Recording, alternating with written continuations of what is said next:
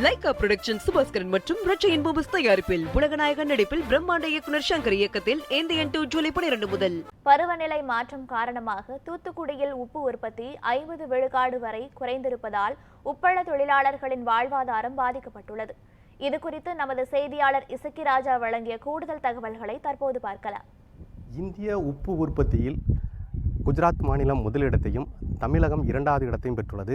மொத்த உப்பு உற்பத்தியில் பார்த்திங்கன்னா தமிழகத்தில் குஜராத்தில் 79% உப்பு உற்பத்தி செய்யப்படுகிறது. தமிழகத்தை பொறுத்த மட்டும் 10%, ராஜஸ்தானில் 9% உற்பத்தி செய்யப்பட்டு வருகிறது. ஆண்டு ஒன்றுக்கு 300 மில்லியன் உற்பத்தி இந்தியாவில் செய்யப்படுது. இதில் குறிப்பாக பார்த்திங்கன்னா தமிழகத்தில் தூத்துக்குடி மாவட்டத்தில் உப்பு உற்பத்தி மிகவும் முக்கியமான பிரசித்தி பெற்ற தொழிலாகும். தமிழகத்தில் முதலிடம் உப்பு உற்பத்தியில் தூத்துக்குடி மாவட்டம் தான். தூத்துக்குடி மாவட்டத்தில் தான் உப்பு உற்பத்தி திகழ்ந்து வருகிறது. குறிப்பாக சொல்லப்பட வேண்டும்னால் தூத்துக்குடி, வேம்பாறு, தருவைக்குளம், ஆறுமுகநேரி, முள்ளக்காடு உள்ளிட்ட பகுதியில் ஏறத்தாழ 30,000க்கும்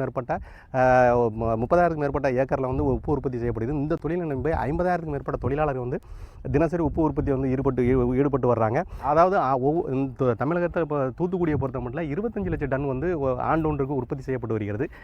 இந்நிலையில் மாறி வரும் பருவநிலை காரணமாக, அதாவது கோடை மழை, பருவமழை தவறி பெய்வது, இது போன்ற சூழ்நிலையில் உப்பு உற்பத்தி பெருமளவு பாதிக்கப்பட்டு வருவதாக உப்பு உற்பத்தியாளர்கள் கவலை தெரிவிச்சிருக்கிறாங்க. குறிப்பாக சொல்லப்பட வேண்டுமென்றால் கடந்த ஆண்டை விட இந்த ஆண்டு பெய்த பருவமழை தவறி பெய்த காரணத்தினால 50% வரை உப்பு உற்பத்தி குறைவாக செய்யப்பட்டிருக்கு. அதோடு மட்டுமல்லாமல் உப்பு உற்பத்திக்கான சமயம் கோடை காலம் தான். ஏப்ரல் முதல் ஜூன் மாதம் வரைக்கான காலம் தான் உப்பு உற்பத்திக்கான காலங்கள்.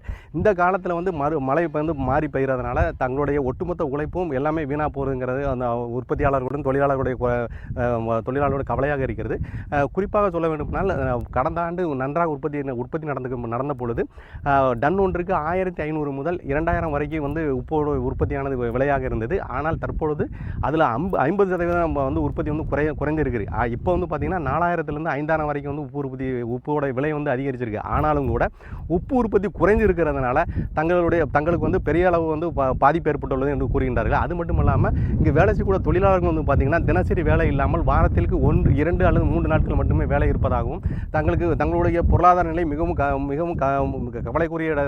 கவலைக்குரியதாக இருக்கிறது என்றும் கவலை தெரிவித்துள்ளனர்.